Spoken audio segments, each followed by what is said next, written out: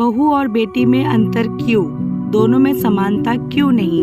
एक बेटी ने अपनी माँ को फ़ोन किया और कहा, माँ मैं बहुत थक गई हूँ घर संभालते संभालते। यहाँ मेरी थकान किसी को नज़र नहीं आती। कुछ दिन आराम करना चाहती हूँ। सोच रही हूँ कुछ दिनों के लिए अपने मायके आ जाऊँ। आते हुए अपने बच्चों को भी साथ ले आऊँगी। वे वहीं से स्कूल चले जाएंगे। आखिर एक ही शहर में ससुराल और मायके होने का कुछ तो फ़ायदा मिले। पूजा ने फ़ोन पर अपनी माँ से कहा। उसकी माँ कल्पना जी ने दूसरी तरफ से कहा, हाँ बेटा, जब तेरी इच्छा हो आ जाना।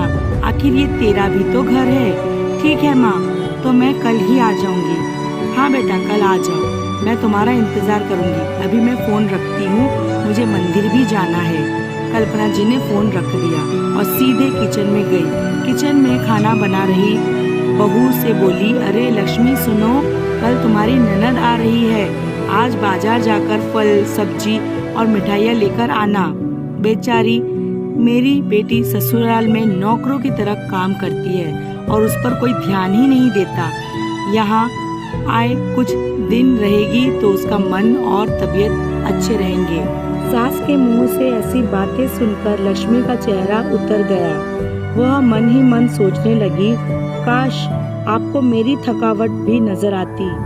मैं भी दिन रात झाड़ू पोछा, बर्तन खाना बनाना, मार्केट जाना और हर वह काम करती हूँ जिससे हमारे परिवार वालों को कोई दिक्कत ना हो। काश आप मुझ पर भी ध्यान दे पाती। आपकी बेटी का तो जब मन में आता है तब यहाँ आ जाती है, लेकिन मैं साल में एक बार ही अपनी माँ के पास जाती हूँ, तब भी आपको परेशानी होती है।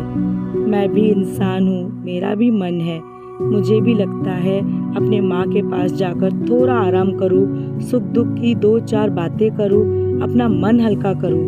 भगवान, अब तुम ही कुछ करो ताकि मेरी सास की आंखें खुले और उसे मेरी थकावट भी नजर आए। शाम तक भगवान ने जैसे लक्ष्मी की सुन ली और उसकी ननद का फ़ोन आया। ननद ने अपनी माँ से कहा कि उसकी सास ने उसे मायके आने के लिए मना कर दिया है, इसलिए इस बार वो नहीं आ सकती। कल्पना जी बोली, ऐसे कैसे मना कर दिया? पहले तो कभी वह तुम्हें आने के लिए नहीं रोकती थी, इस बार भला क्या हो गया? लाओ मेरी बात कराओ उनसे, मैं समझाती हूँ। उनकी बेटी पूजा ने फ़ोन अपनी सास को दिया। कल्पना जी ने कहा, नमस्कार समधन जी, सब कैसे हैं? आप कैसे हो? आपसे कुछ कहना था। समधन जी ने कहा, कहिए। दरअसल कल त्योहार है, इसलिए पूजा अपने मायके आना चाहती है। अगर आप उसे भेज दे तो अच्छा रहेगा। पूजा की सास ने कहा, देखिए समधन जी, आपकी बेटी मायके जा कर रहे, इस बात के लिए हमने उसे कभी नहीं रोका और इस बात से हमें कोई परेशानी है भी नहीं। कुछ दिनों पहले मैं अपने रिश्तेदार के शादी में गई थी। वहाँ आपकी बहू लक्ष्मी की माताजी से मिलने का मौका मिला। उनसे गपशप करने के दौरान उनकी बातों से पता चला कि लक्ष्मी को साल में एक ही बार अपने मायके जाने को मिलता है और वह भी बहुत कम समय के लिए। मुझे लगता है आपको पहले लक्ष्मी को उसके मायके भेज देना चाहिए और वह जब मायके होकर आ जाएगी तो मैं पूजा को आपके पास भेज दूंगी। एक बहुत ज़रूरी बात जो मुझे लगता है आपको समझ लेनी चाहिए कि आपको अपनी बहू को भी बेटी की तरह या बेटी से भी ज़्यादा प्यार देना चाहिए। उसे भी मायके जाने की इच्छा होती होगी। हो सकता है पूजा के वहाँ आने से उसकी आप भगत करने के लिए आप उसे उसके मायके नहीं भेजती होगी या फिर वह आपसे कुछ कहने से भी डरती हो। अगर आप उसको घर में ही कैद रखोगी तो एक दिन ऐसा आएगा जब वह आपके खिलाफ बोलने लगेगी, फिर वह आपकी सुनेगी भी नहीं और जब चाहे तब अपने मायके जाएगी। ऐसी कोई परिस्थितियाँ आए, इससे अच्छा है कि आप ही कुछ बदलाव अमल में ले आए जिससे आपका रिश्ता और रिश्ते की मिठास खराब ना हो। कल्पना को अपने संबंधी जी के हर एक शब्द में सच्चाई नजर आई। उन्हें महसूस हुआ कि उन्होंने अपनी बेटी के प्यार में अंधे होकर कभी भी अपनी बहू के मन का विचार नहीं किया। उन्होंने हमेशा ही अपनी बेटी को अपने बहू से ऊपर रखा।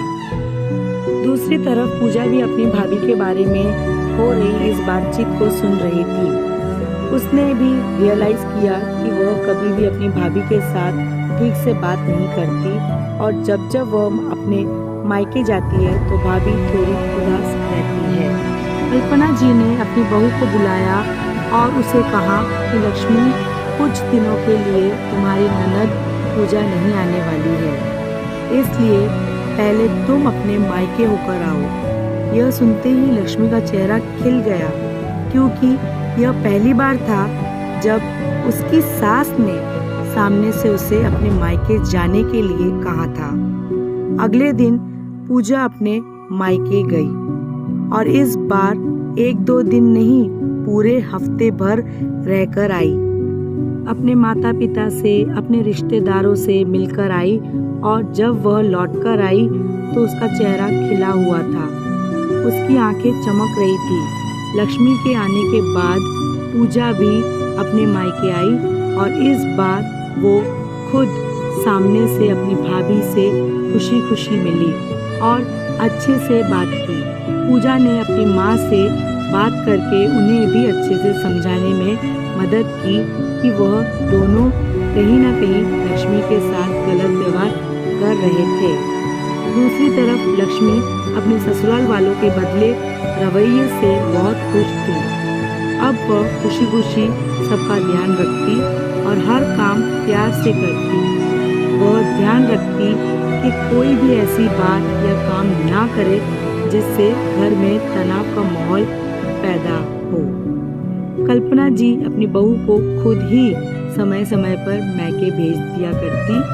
एक छोटे से बदलाव ने सास बहू और भाभी ननद के बीच की कड़वाहट को दूर कर दिया और रिश्तों को और भी ज्यादा मीठा और मजबूत कर दिया। धन्यवाद दोस्तों।